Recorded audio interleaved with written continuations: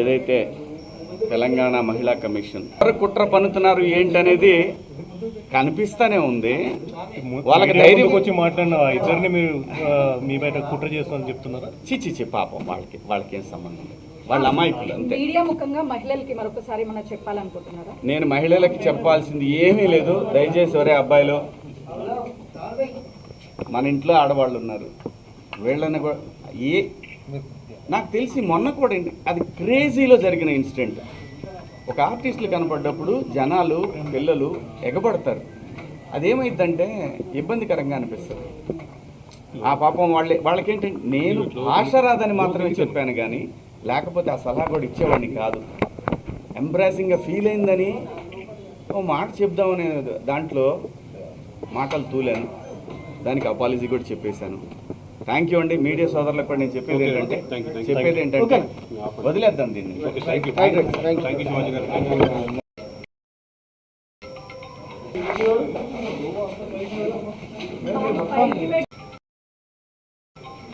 దండోరా ఫంక్షన్లో నా ద్వారా వచ్చిన అన్పార్లమెంటరీ లాంగ్వేజ్ మీద నేను చెప్పిన మాటలు కొంతమందికి నెగిటివ్గా కన్వే అవటం వల్ల వారు నాకు నోటీసులు ఇచ్చారు. ఆ నోటీసులకి సమాధానం వారికి సవివరంగా ఇచ్చాను. నా ఉద్దేశం నేను చెప్పానండి. ఇందులో అన్పార్లమెంటరీ వర్డ్స్ వచ్చినాయి. అలాగే మేడం గారు, ఇప్పుడు నేను వచ్చాను కాబట్టి నా వైపు నేను మాట్లాడుకోవచ్చు.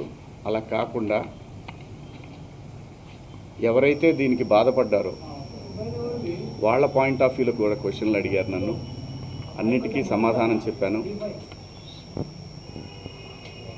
మేడం గారు ఏమంటారంటే, మీది ఒక ప్రజల్ని ఇన్ఫ్లుయెన్స్ చేసే మీడియా కాబట్టి ఇవాళ మీరు అన్నారు కాబట్టి రేపటి నుంచి అందరూ అయిన దానికి కాని దానికి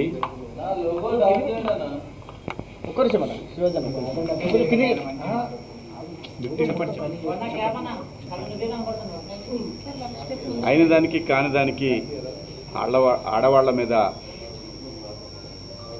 కామెంట్లు పెడతా ఉంటారు కదా. అంటే కరెక్టే మేడం, ఒక ఇన్ఫ్లుయెన్స్డ్ పర్సన్గా దయచేసి దీన్ని ఆపేద్దాం. ఎందుకంటే సమాజంలో ఇంకా చాలా విషయాలు ఉన్నాయి. ఇది మేడం గారు చెప్పిన దాని ప్రకారం ఎవరిని హట్ చేయాలని కాదు, ఎవరిని ఇబ్బంది పెట్టాలని కాదు మేడం. నేను జరిగిన సంఘటన చూసి మాట్లాడాను. మాట్లాడిన అంశంలో తప్పుడు పదాలు దొర్లిని. దానికి అందరికీ నేను వివరణ ఇచ్చాను, నా అపాలజీస్ చెప్పాను అని కూడా చెప్పాను. మేడం గారు కూడా చూశారు. నాకు ఇక్కడికి వచ్చిన తర్వాత అర్థమైంది ఏంటంటే, నేను ఏదైతే ఆ రోజున నేను ఏదో జరగబోతుంది అని ఏదైతే గ్రహించానో, నాతో కెరీర్ మొదలుపెట్టిన వాళ్ళు చాలామందికి ఎందుకో నా మీద వ్యతిరేకత ఉంది. ఎందుకో తెలీదు. నేను ఒక సందర్భంలో, ఇది బయట తెలిసిన విషయం, ఒక సందర్భంలో ఎందుకు వీళ్ళకి నా మీద కోపం ఎందుకో నాకు తెలీదు. 30 సంవత్సరాలు అయింది నేను ఈ పరిశ్రమకు వచ్చి. ఈ 30 సంవత్సరాల్లో నేను ఏ ఒక్కరిని ఇబ్బంది పెట్టినా ఈ పాటికి ఎప్పుడో బయటకు వచ్చేది రాలేదు. వచ్చుంటే ఈ పాటికి మీరందరూ నా మీద ఎగబడేవాళ్ళు. చాలామంది నాకు తెలియదు అనుకుంటారు, ఎవరెవరు జూమ్ మీటింగ్లు పెట్టుకున్నారో, నాతో బాగా ఉండి నాతో మంచిగా మాట్లాడుతూ నా నటనని పొగుడుతూ ఉన్న, నాకు షాకింగ్, ఇంత కుట్ర జరగాలనా నా మీద? నేను అన్న పదానికి, ఆ 2 పదాలకి నేను ఆవేశంలో మాట్లాడిన దానికి నాకు బాగా కావలసిన వాళ్ళు కూడా ఇంత కుట్ర చేయాలన్నా నా మీద. నేను మేడం గారు ఆవిడ ఇది ఒక ప్రభుత్వం యొక్క సంస్థ. వ్యవస్థలను గౌరవించకపోతే సమాజం తప్పుడు దారిలో పడుతుంది, అన్రెస్ట్ ఏర్పడుతుంది. ఆవిడ చాలా హుందాగా, చాలా గౌరవంగా ఈ వ్యవస్థను నడిపిస్తూ ఉన్నారు. ఒక బిడ్డకి చెప్పినట్టు చెప్పారు, ఇది ఇలా తప్పు. నేను అడిగింది ఒకటే మేడం గారిని, మేడం గారు మీరు మీ డ్యూటీ చేశారు, మీరు చేసిన దానికి నేను గౌరవంగా నేను వచ్చి ఒక పౌరుడిగా నా బాధ్యత నేను నిర్వహించాను. ఇక్కడ ఇందాక నేను మాట్లాడిన నా కుట్ర విషయం వేరే, మేడం గారి సందర్భంలో జరిగింది వేరే. నన్ను అంతగా అసహించుకోవటానికి, మీరు నా మీద అంత జలసీ రావటానికి ఏమిటమ్మా కారణం? నేనేం తప్పు చేశాను? నా బుద్ధి గడ్డి తిని మీ నాన్న చెప్పడా మీ ఇంట్లో? మీ అమ్మ చెప్పదా మీ ఇంట్లో? అంత ద్వేషం ఎందుకు పెంచుకుంటున్నారు? వినా స్త్రీయా జననం నాస్తి. స్త్రీ లేకపోతే ప్రపంచమే లేదు. అసలు ఈ మానవాళ్లే లేదు. ఏ మగవాడు కూడా తన ఇంట్లో తన భార్య, తన బిడ్డ, తన అక్క చెల్లెళ్ళు, తన కుటుంబాలు ప్రతి ఒక్కడికి ఉంటాయి. ఇక్కడ ఎవరి మీద దాడి చేస్తున్నారని, ఆ డివిజన్ని తీసుకురావాలని ఎందుకు తహతహలాడిపోతూ ఉన్నారు? అందరి వాదన ఒకటే, స్త్రీని మహాలక్ష్మిలా చూసుకోవాలనుకుంటారు. ఎవరు బట్టలు ఎలా వేసుకుంటే నాకేంటమ్మా?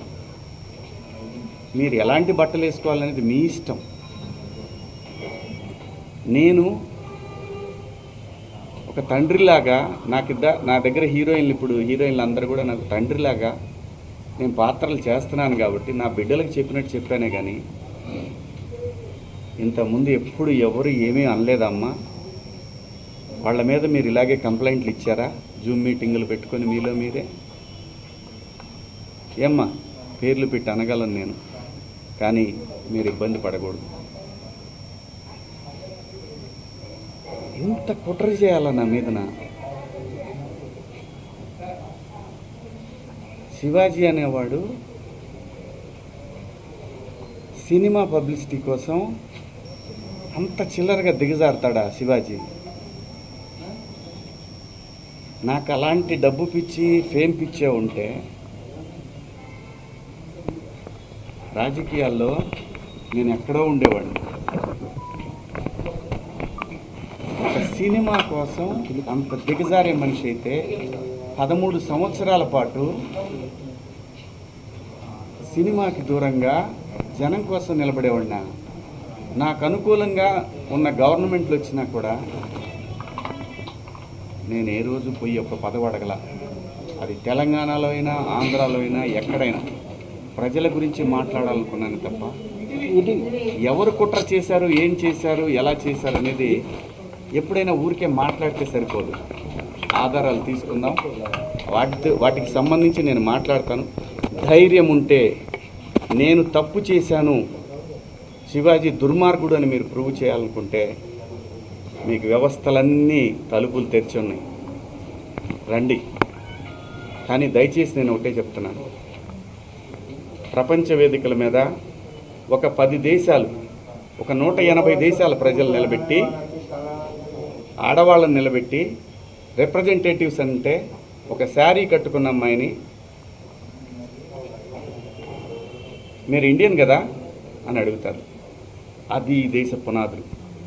అంత మాత్రం చేత మీరు రోజు చీరలే కట్టుకొని చీరలే ఇచ్చేసి ఏ మూర్ఖుడు చెబుతాడమ్మా అలాగా? ఏ మూర్ఖుడు చెబుతాడు అలాగా? నాకేం పని? నా బిడ్డలు అనుకొని చెప్పాను తప్ప నాకేం వస్తుందండి? మీకేం అధికారం ఉంది? నాకు ఏ అధికారం లేదు, అదే చెప్తున్నా కదా. నాకు ఏ అధికారం లేదు. అందరు హీరోయిన్లకు తల్లిదండ్రులు లేరా? హీరోయిన్లకు తల్లిదండ్రులు లేరా? ఆగు, ఆగు. మీరు ఎవరు? ప్రెస్ మీట్ లో మీరు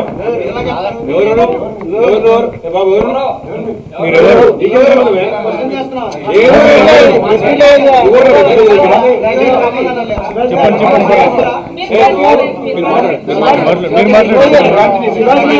ఈ ప్రపంచంలో అత్యద్భుతంగా ముందుకు వెళుతున్న ఏకైక వ్యవస్థ భారతదేశం. ఈ భారతదేశంలో ఎవరు ఎలా బతకాలనేది రాజ్యాంగం నిర్దేశిస్తుంది, నేను కాదు. ఒకవేళ ఎవరి హక్కులకైనా భంగం కలిగినప్పుడు దానికి ఇలాంటి వ్యవస్థలు ఉంటాయి.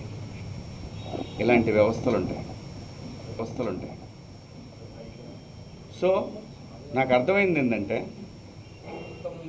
సలహాలు ఇవ్వటం మానుకోవాలి, సలహాలు ఇవ్వటం, మంచి మాటలు చెప్పటం మానుకోవాలి. ఎవరిదాడికి తెలుసు ఇక్కడ. శివాజీ గారు విచారణ ఈ ఒక్క రోజు నిమిషం, ముగిసిందా? అది చెప్తాను. ఒక్క నిమిషం, నేను చెప్పాలనుకుని చెప్పనండి. మళ్ళీ అంటే నేను అనేది దీన్ని ఇంతటితో ముగించుదామని, ఈ డిస్కషన్ ఇంతటితో ముగిద్దామని చెప్తున్నా. ఎవరి అభిప్రాయాలు ఎవరి వాళ్ళకి తెలుసు.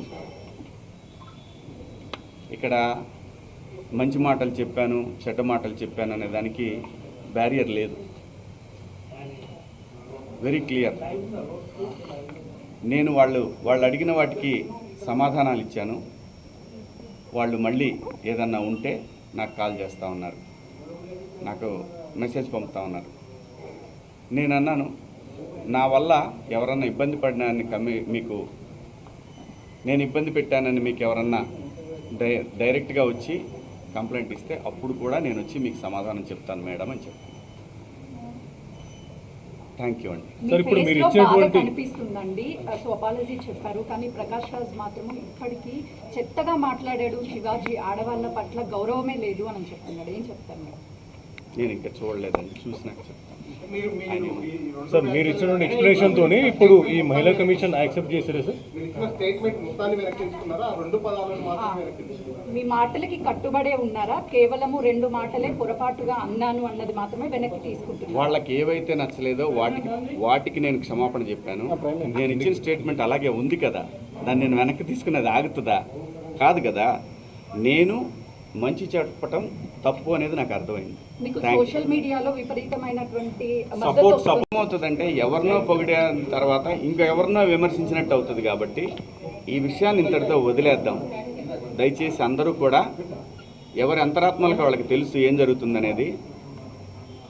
అందరి అభిప్రాయాలను గౌరవిద్దాం. ఫైనల్లీ సోషల్ మీడియాలో మద్దతు పెరుగుతుంది కాబట్టి ఇక మీద నుంచి కూడా అవేర్నెస్ కల్పిస్తూనే ఉంటారా? ఈ లైన్ స్టాండ్ శివాజీ గారు, ఒకటి కేవలం ఒకరిద్దరు మాత్రమే మేము వ్యతిరేకించారు. బయట సామాన్య ప్రజలందరూ కూడా మీ వెంబడి ఉన్నారు. మద్దతు ఇస్తున్నారు. సో దీనికి మీరేమంటారు? నేను అవకాశం ఇచ్చానండి, కొంతమందికి మాట్లాడే అవకాశం ఇచ్చాను. ఇక్కడ నాకు అర్థమైంది ఏంటంటే నువ్వెంత నీ బతుకెంత అంటున్నారు, వాళ్ళని గౌరవిస్తాను. అంటే ఇప్పుడు మీరు చెప్పిన దాంట్లో కూడా నా మీద అంత నా వెనకాలే ఉండి నా మీద కుట్ర చేశారన్నారు కదా, వీళ్ళందరికీ అదేదే నేను అనేది. నేను ఎవరికి భయపడను. అంటే మీకు బాధగా అనిపిస్తుందా? నేను మీ సహనటులే నేను మిమ్మల్ని నేను comment చేయడం? నేను నేను నేను బతుకు తెరువుకి వచ్చేవాడిని. ఇక్కడ కాకపోతే కష్టపడేవాడిని, ఇంకో చోట పోయి బతుకుతా. అంతేగాని ఆత్మాభిమానం చంపుకొని ఎవడికో భయపడి ఎవడో బెదిరిస్తే ఎవడో వార్నింగ్లు ఇస్తే భయపడే రకాన్ని కాదు.